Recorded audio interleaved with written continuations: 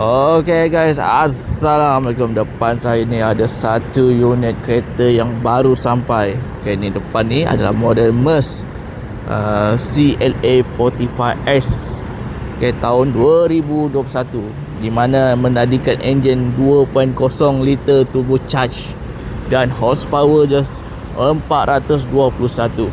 Okay, kepada korang yang nak kereta performance daripada Merc, boleh ambil model CLA 45S. Jom saya belanja dalam dia macam mana.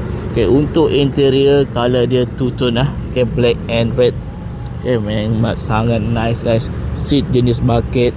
Okay, dekat sini ada multifunction steering. Okay, ni ada controller mode dia, korang boleh adjust kat sini. Okay, untuk mileage dia baru dalam 65,000 saja. Okay, kereta cukup cantik guys. Sekali datang dengan panoramic roof.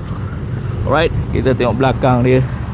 Oh, ni lah, memang mengancam guys.